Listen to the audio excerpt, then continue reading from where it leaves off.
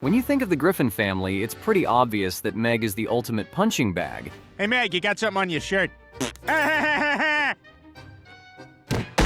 She's constantly ignored, completely bullied, and desperate for just a tiny crumb of attention. But what happens when Meg gets so desperate for affection that she completely crosses the line?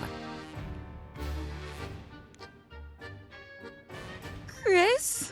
Today, we're breaking down Meg Griffin's most sus moments in Family Guy. Let's start the show.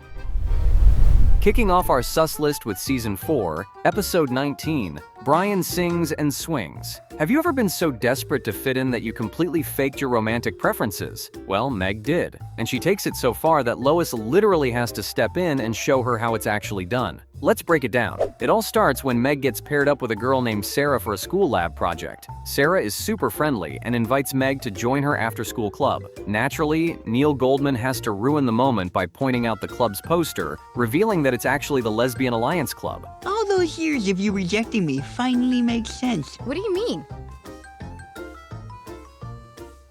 Meg is completely caught off guard. She shows up to the meeting with every intention of telling the truth and backing out. But the second she hears they are throwing a party entirely in her honor, boom. Meg instantly decides she can totally learn to play for the other team.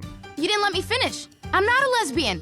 I'm a super huge mega lesbian. Oh, good. To really sell her new persona, Meg goes all out. We're talking a full wardrobe change and growing out a highly questionable mullet. Because nothing screams I found myself quite like a bad 80s haircut, right? She even sits Peter and Lois down to officially come out. You know, I don't care what you guys think. All my new lesbian friends accept me, and that's all that matters. Peter is surprisingly thrilled about it, though we all know his internet search history is the real reason he's so supportive. Lois, however, instantly sees right through the act. She knows her daughter is just pretending to be something she isn't just to finally feel included. Meg goes into overdrive trying to convince everyone, acting so over the top that it basically circles back to being the straightest thing ever. Lois gets totally fed up and demands physical proof, challenging Meg to actually kiss Sarah right there in the living room. Meg totally freezes up. So like any good, completely unhinged mother, Lois decides to show her daughter how it's done and makes out with Sarah herself.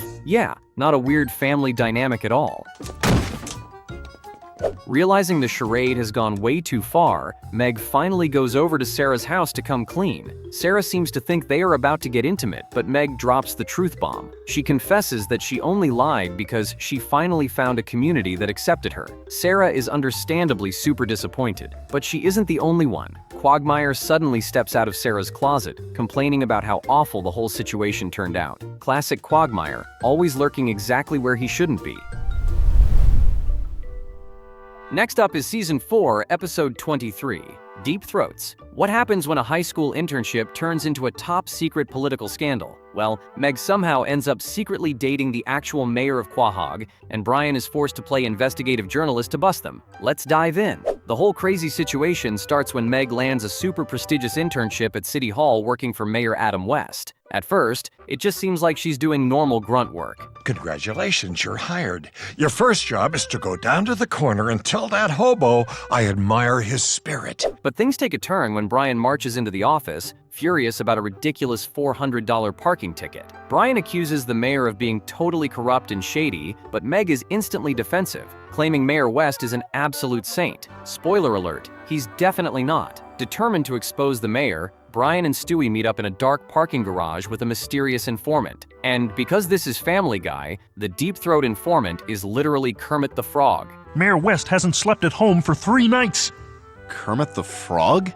Somebody talked! No one is safe! I'm getting out of here! Yay! He tips them off that the mayor has been spending his nights at a sketchy local motel instead of his house. To get more proof, Brian and Stewie sneak into City Hall. They run into Meg, who is surprisingly gullible and leaves them totally unsupervised in the mayor's office. I'm just here to apologize. Oh, and, you're so pretty. It doesn't take long for Brian to find the jackpot, the mayor's personal datebook.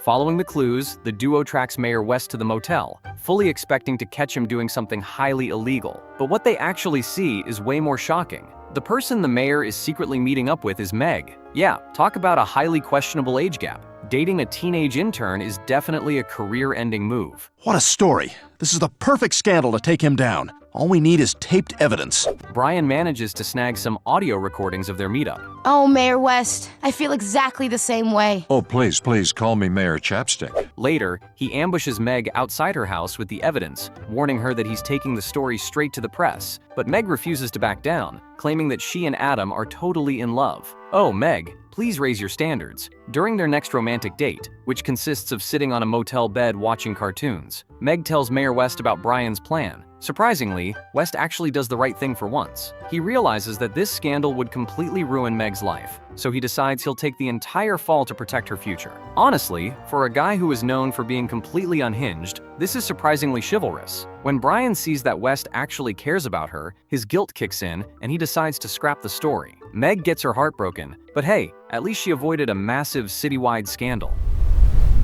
Coming in at number 3, we're throwing it way back to Season 3, Episode 8, The Kiss Scene Around the World. Ever had a crush so bad you joined the local news team just to get close to an older guy? Well, Meg does exactly that, but somehow ends up accidentally becoming the poster child for teenage romance with the biggest nerd in school. Let's get into it. The whole mess starts in the classroom. Meg is trapped listening to Neil Goldman give an incredibly aggressive presentation on Star Trek. And of course, Neil tries to use his vast sci-fi knowledge to rizz her up. Spoiler alert, it is highly ineffective.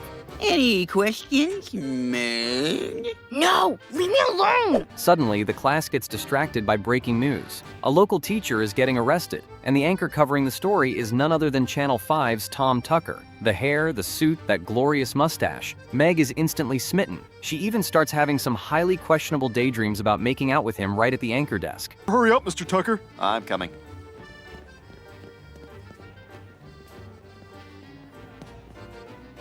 So, when Channel 5 announces they are looking for high school interns, Meg practically sprints to the audition. She actually gets the gig, mostly because Diane Simmons specifically requested an intern who wasn't pretty enough to steal her spotlight.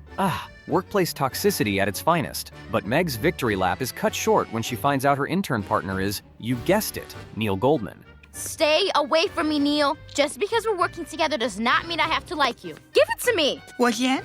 Give it to me, Neil. She tries to just ignore him and focus her energy on wooing Tom Tucker with baked goods. But Tom is way too busy admiring his own reflection in a spoon to even notice her. Seeing Meg fawn over the news anchor makes Neil realize he needs to step up his game.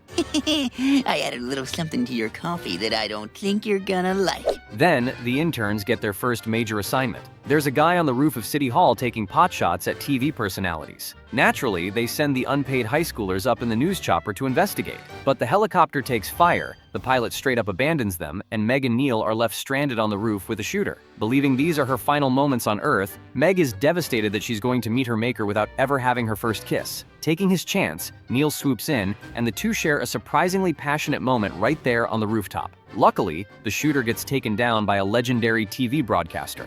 Meg is just relieved to be alive, but that relief vanishes the very next morning. Neil actually broadcasted footage of their kiss to the entire town. A summit of saliva established a new world order of love. Meg walks into school to find everyone wearing custom-printed t-shirts of their romantic smooch. She begs Neil to clear things up, but he's milking this fake relationship for all it's worth. Tell these people that there's nothing going on between us. Oh, don't be afraid of the fire, Meg. I won't let you burn. It gets even worse when Peter invites Neil's family over for a celebratory dinner. Meg finally hits her breaking point and decides to ruin Neil on live television, dropping a scathing broadcast about how much she absolutely despises him. This pushes Neil over the edge. Literally, he climbs up to the roof of Town Hall, threatening to jump. When Meg arrives, the wind from the news chopper almost knocks him off. Tom Tucker doesn't lift a finger to help, only caring about getting good TV ratings. But surprisingly, Meg rushes forward and catches Neil by his shoelace, pulling him to safety. Neil tries to say this proves she actually loves him, and while Meg completely denies it, you have to admit, saving the guy who totally ruined your life is actually a pretty heroic move.